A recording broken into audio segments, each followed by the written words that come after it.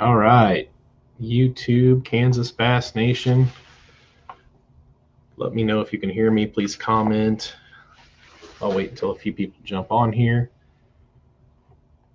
to boat draw and also talk about this weekend a little bit. It looks like somebody's watching there. If you can hear me okay, please comment. That'd be great.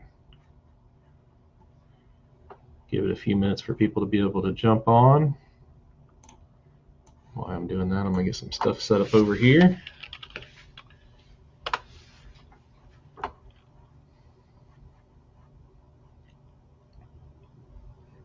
Okay, people are starting to jump on. That's good. If you guys can hear me. Okay, Sydney Real Fishing says she can hear me. Audio sounds good. Awesome. And I'll make this rewatchable too. We'll post it as a live and a video. So sorry, my Facebook's all jacked up. I got hacked. Somebody hacked my account and posted some stuff they shouldn't have, and of course they got me banned from Facebook. So I can use Facebook a little bit with the KBN page and stuff, but I can't go live, and it's kind of a mess right now. So sorry about that, and my apologies for not being the best communicator this last month or so. So we're taking off at safe light, which is safe flight should be sometime between 6:50 and 7:15. Sunrise is 7:15, so I'm just going to say roughly 7 o'clock is kind of the target for everybody being in the water ready to roll. So and that goes for both days. We're taking off out of the state park. Let me kind of pull that up while I'm here talking. Give me a second here. Add to stream. All right, minimize that. Okay, so we're talking about Glen Elder. Pull up Google Earth here. We are taking off out of the state park. So the state park is this entire area here, but there's a marina pocket. There's 2 boat ramps. There's a marina pocket right here where this hand is circling. That's going to be the ramp that we use for weigh in and launch. If for some reason we fill this lot, parking wise, there's another ramp right down here closer to the dam in the state park. You guys can launch there and idle up until you get into this pocket. So that secondary ramp is right over here on the right, closer to the dam and that first cut. But when it comes to ramp, we are going to be launching from this ramp. Okay, there's a vault toilets here, some restrooms up here, restrooms and showers. So as you guys come in, should be enough light to prep your boat up here by the restrooms and showers. You know, get the last duties out of the way, prep your boat, pull forward down this road. Okay, you should be all ready to roll when you come down here. You're going to pass the vault toilets and then circle around, and then we're going to put your boats in. This ramp is 4 lanes wide. Okay, so we're going to be using all 4 lanes. I do not have Steve French here to help me, so if there's any parents that are free that want to volunteer and help back in, set road cones out, stuff like that, be great. I do have a new volunteer coming named Charles or Chuck, so it'll be his first time, so hopefully everybody treats him with respect. But we'll use these 4 lanes right here. You'll back in, put the boat in, and then pick up your anglers off this longer pickup dock here by the walkway here. So make sure after you guys got everybody picked up that you guys are staging out in this area. So let's pull up the little drawing thing. Let's kind of stage out in here, this area here. Okay. And then once it comes time to do idle by, come down this row right here, go past this dock and make a turn. Do not try to make that next dock. We will toss you your boat float right here on the end of this dock, and then we will have somebody on this wave break checking for you to pull your kill switch. Do not pull your kill switch as soon as you pass the dock. Get situated going down the wave break, and we'll have somebody over there, most likely Amanda like normal, down there at the end of the wave break. And once you've pulled your kill switch and everything, then get outside the buoys and go on. So there will be no off limits for fishing the Marina Cove unless it's parked. Anything that's posted no fishing. So a lot of the commercial docks now are posted no fishing. So if it's marked no fishing, you cannot fish it if it's a commercial dock. Anything else that's marked no fishing, like wave breaks, stuff like that, or the buoys around the spillways, anything like that that's marked no fishing, treated as if it's a brick wall. That does not mean casting into it. We had that issue at Perry. So if we get video of somebody breaking the rules, you will be DQ'd from the tournament. So if you guys see somebody breaking the rules, please make sure you guys are taking videos. Still pictures don't always do it justice. Make sure you're also at a good angle. So if you see anybody trying to break the rules or you know, making a gray area not so gray. So so that's Glen Elder. Let's go to Wilson. Wilson's a normal launch. Let's go down here to Wilson. Okay. There we go. We are launching out of the Hell Creek ramp, which is a very big ramp down here just past the state park, or in the state park there. There we go. So just like normal, if you guys have boated with us here before, you guys are going to come in down this road past the Tatanka Lodge there where they do worship on Sundays. We're going to come down on the right-hand side. There's a set of toilets here. Make sure you guys are prepping your boats up here before you come down. And when you come down, hug the right-hand side. There's a set of vault toilets here, or fish cleaning station. I can't remember what it is now after the flood. And then you're going to put your boats in. This boat's ramp's a little bit darker.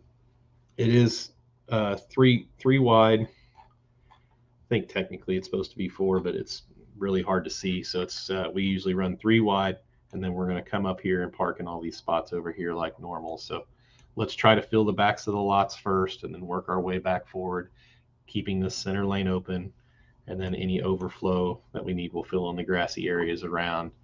We do have 71 boats total for Wilson. For those that want to boat over, or if they're camping in the other campground, there's another campground right over here in the Otto area. There is another boat ramp. If you don't want to deal with traffic, there's not a lot of parking over here, but it is a 2-lane boat ramp, and you can park up in this lot, and then you guys can boat over. So if you don't want to deal with the traffic, you're more than welcome to do that. Just make sure your navigational lights are in and operational. It's not a very far run there, 16th of a mile maybe. So if you guys want to put in over there, you can, and then boat over. But once you guys get in this pocket, we are going to do idle by. You guys stage, back in here, right around here, stage all back up in here. Okay, and once we start calling boats, you're gonna come through here on your way out, and you're gonna go a half circle. Oops, a little half circle right here, and then out. So you're gonna pick up your boat float on the long dock, not trying to make the pickup dock. The long dock, pick up your boat float, and then do a half circle and go out past the point. That's where you pull your kill switch, and then once you get out past the marker buoy, which is right out here somewhere, that's when you can get on pad. There will be no off limits that day either. Other than that, does anybody have any questions? Please chime in. I know you guys are anticipating your boat numbers as well. Looks like the weather's finally breaking to the better. There was worries of it being really cold in the morning at Wilson and possibly cold at Glen Elder. That doesn't mean dress warm. It's still going to be chilly. It's still going to be upper 30s, low 40s, depending on the forecast that you look at. But it looks like it's not going to be the possibility of below freezing temps now. So that's a plus. Could be a little windy on Sunday, but that's even starting to look better depending on which app you look at. So anybody have any questions, please chime in the private chat. If you guys are watching this on the post feed and you have any questions, you guys can call me. Let me pop up my number here so everybody has it. Find the card here. There we go. So there's my number right there on the screen. You guys can text or call me pretty much anytime. I try to answer. If I don't, leave me a message and I will call you back as quick as possible.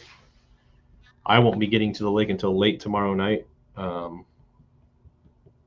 a little short-staffed at work and getting everything done, so I will be leaving tomorrow afternoon, getting out there pretty late. So if anybody has any questions, please call me and I'll get back to you as quick as I possibly can if I don't answer, because I'll be on my way out. Off limits times are half hour after sunset, so basically dark. So look up your sunset time, and your boat needs to be off the water unless you're beaching it or staging it in the marinas or a slip. You can beach it. You just cannot be on your boat after dark, so it cannot be on the water after dark. So make sure you're all rigged up before dark if you are staging it, or rig up on land. Oops. If you guys have any questions or on the rules, they're posted on kansasyouthbass.com. Also on bassmaster.com, we use Bassmaster High School rules for high school. We use Bassmaster Junior High rules for juniors. And on the junior side, the boat captain can help net. They can help run the trolley motor, all that fun stuff. On the high school side, boat captains are basically there strictly to boat captain. You are not to help fish. You're not to net. You're not to cast, anything like that. If for some reason the anglers are hung up and it's an expensive rod and lure and they can't get unfree and you need to help them, you can help them get unhung. Once you've touched that rod or that reel, you now no longer can cast it or catch a fish on that cast. So it needs to be retrieved and then next cast made. So if you get hit freeing up that $25 Megabass jerkbait or something, after you get it unhung, then that fish does not count.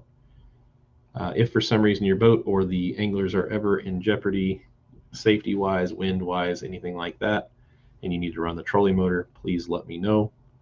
Simple text will do. If your anglers for some reason don't know how to operate your boat and they've never been on your boat and you need to make an exception, please also let me know so I know that in advance as well. A simple text will do. I'll pop back up my number here one last time. And then we'll get into boat draw.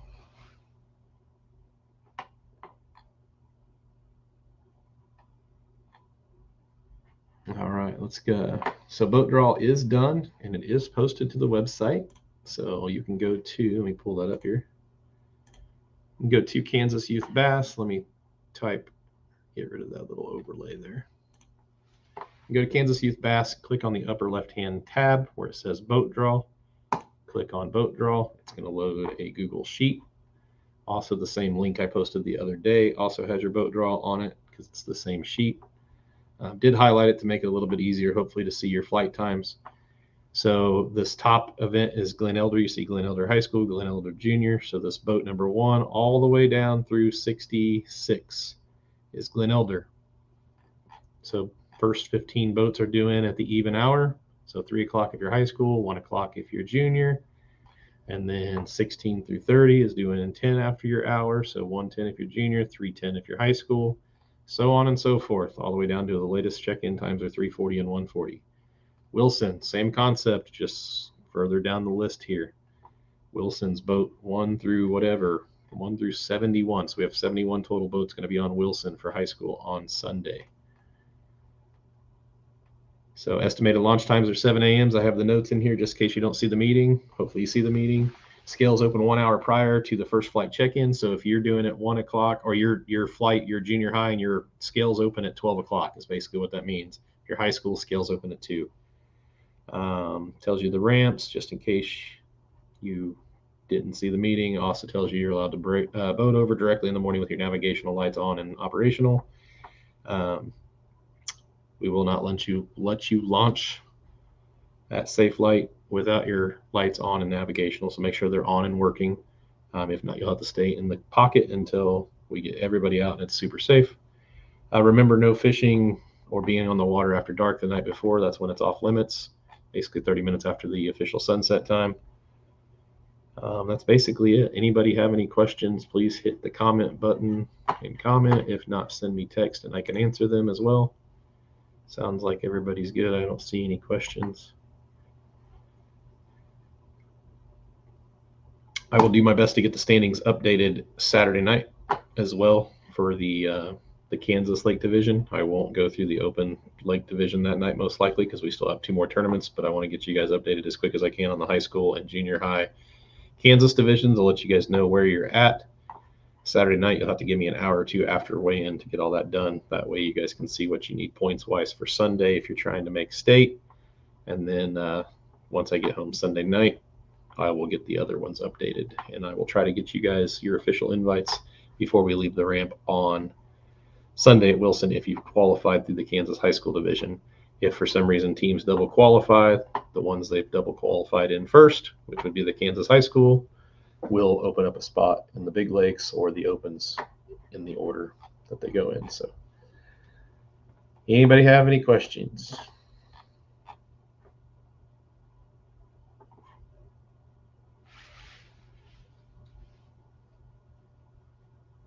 Nothing? Nobody?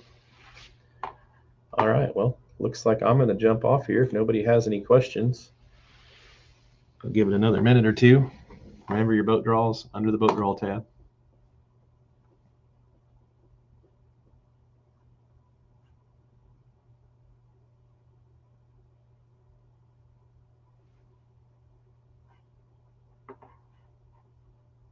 Anybody that's still watching can still hear. That'd be nice to know if everybody heard everything 10 minutes in. It says 7 people are still watching, so if somebody can still say that you can hear me, that'd be great.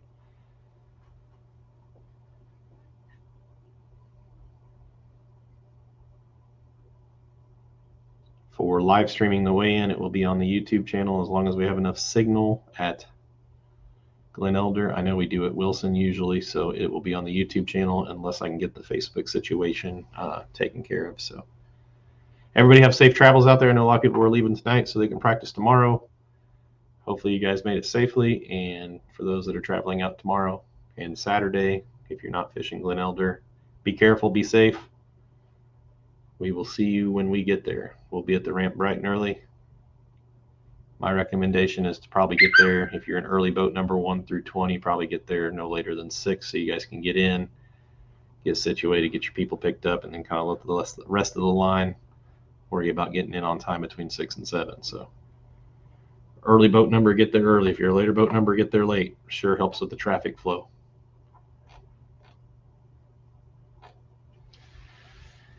All righty, we'll see you guys there. We got a new trailer. It'll be a big black trailer. It's got electrical lights and everything, so we'll be able to have a little lighting. Amanda's added a little coffee maker for people that can't find their coffee in the morning. Probably have to wait until we get done with launch, but we will see you guys all on Saturday and Sunday. Thanks for tuning in. We'll see you next time.